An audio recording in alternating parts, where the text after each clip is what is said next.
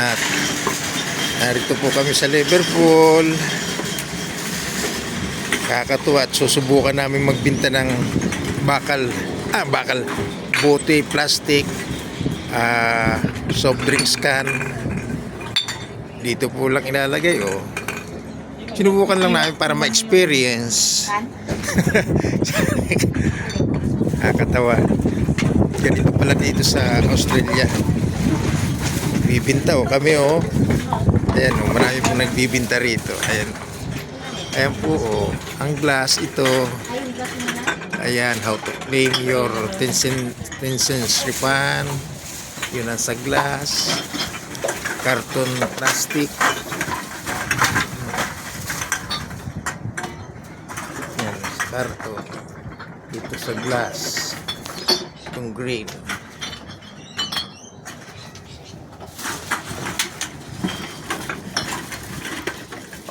Mga pinag-inuman ko ng beer yan, ah.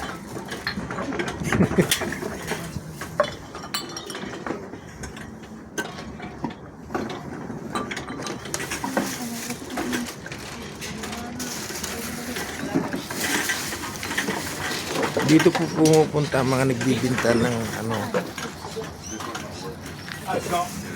Ayan.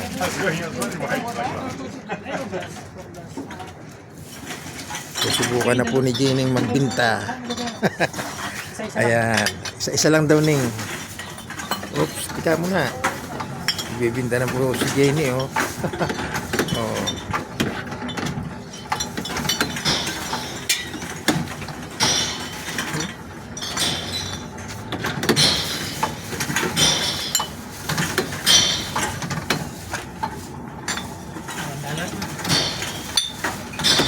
Wow, ayun po. Makikita nyo, ayan po yung pera.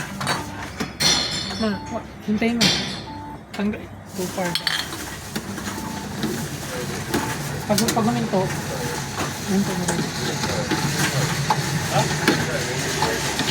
Ayun po, lumalabas naman yung pera mo dyan sa ano yun, oh, 160, 170. Nakakatuwa. Pwede mong i-donate, pwede mong kunin yung voucher. Pwedeng i-donate daw, pwedeng voucher. Voucher. Nasaan na yung ano, plastic? Mamaya, bawal plastic yan. Glass ning yan. Nakakatuwa po dito magbinta.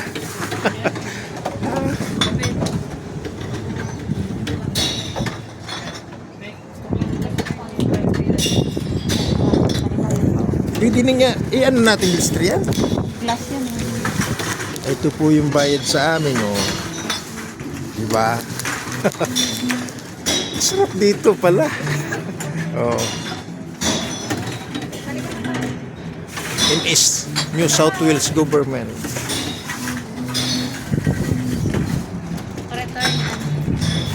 Return and earn. Ayan po. Ayan po din sila, oh. Mga nakasasakyan yan. Mga nagbibinta dito. Wala namang ano talaga. Isilulusot mo lang mga butin nyo dyan. Plastic, cartons. Pas ito na po ang ibibigay sa iyo. Yan, oh. Yan po yung mga sasakyan na yan. Nagsisipagbinta po yan. Kasi kung itatapon nga naman sa kung saan lang, saka siguro ano din talaga ng gobyerno dito yan na ilagay dyan. Ayan, oh. Dyan para hindi magkalat ang basura. Punta na po ako sa sasakyan. Nandun na yung mag-ina. Sarap ng feelings na nakapagbinta ka ng ganun.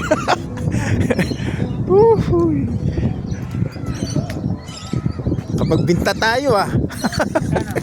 Ito. Ayos ng bintahan pa rito sa Australia. Sa Pilipinas, sa Kariton. Ang daming ibon. Alam mo, may bibilhin kaya na. Oo. Yan namang napagbintahan po ay magagamit sa Woolworths.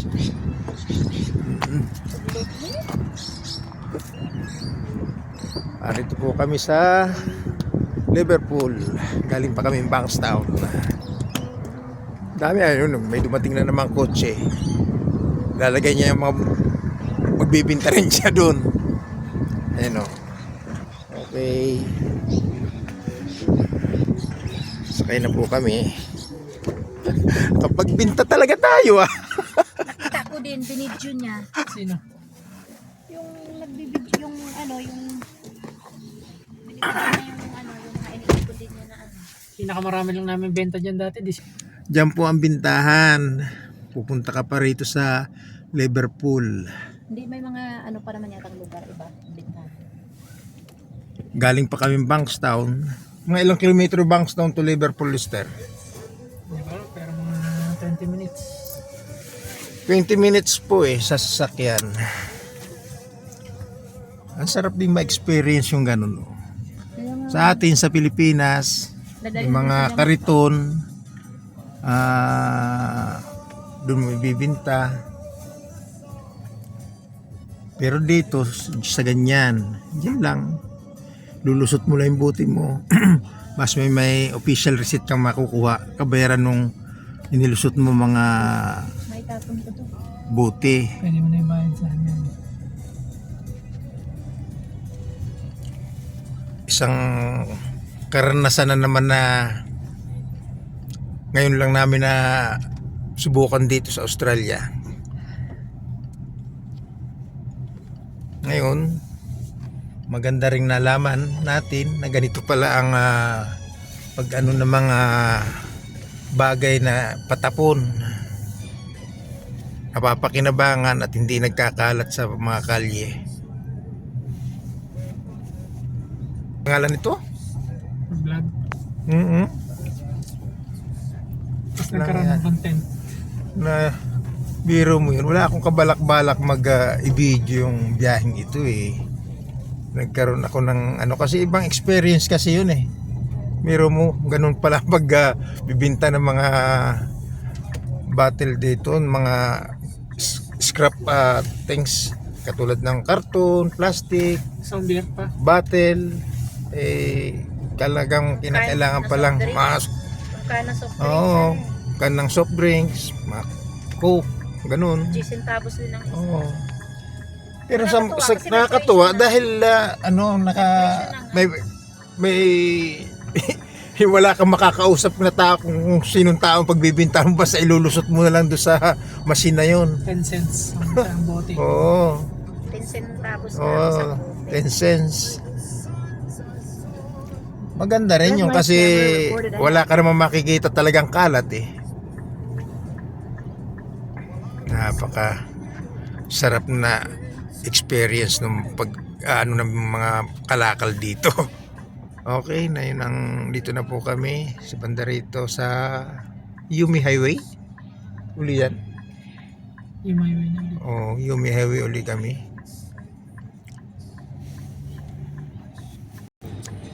Imagine, galing pa kami Bankstown. Kulang 80 din yun sa pera na. 20 minutes travel sa sasakyan. Biro mo yun, nakapagbinta kami ng $1.80. Nakakatawa experience pero talaga naman Yung glass pa lang yan. oo. Basta lang yan Glass pala kasi pagkatapos yung ginastos naman sa Can at plastic yung ginastos naman sa gasolina. Hindi, para mga kailan naman. Kaya lang ginawa namin yun dahil nga Para unang-una ma-experience ma-experience din namin, saka ganun din po talaga yata ang kalakaran dito. Ganun ba talaga ang kalakaran ninyo din ganun talaga po. Kaya makikita nyo wala mga nagkalat na mga buti sa kalye at ganun talaga pala ang kalakaran. Pero Maganda rin naman. Disiplinado. Sana ganun din sa Pilipinas, may ganyan din sanang ipatayo ang ating local government. Kasi yung pong ano na yun NSW ang may nagpatayo na mismo dito sa lugar na to. Government. Sana ganun din ang gawin ng mga atin dyan sa Pilipinas para hindi nagkalat ang mga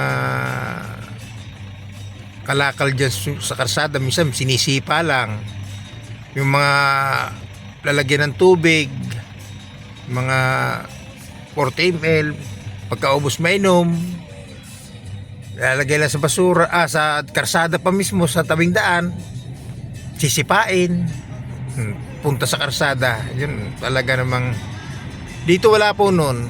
Sana ganun na rin ang maisipan ng ating mga local executive. Smithfield, Bankstown. Diretso siya kasi may ambulansya sa likod. Okay, oh. Camry dito. Yung Camry parang ano lang Taxi. Ano yung pinapost Oo. doon? So, kasi Dito sa Australia yung Camry pinantataksi lang Kaya napakamahal sa Pilipinas ng Camry. Toyota Camry, napakamahal niyan. Milyones. Dito sa Australia, nakita ko nung minsan sa may Bankstown, kapila dun sa may tabi ng 7-Eleven. Ba? Camry? Puro Camry.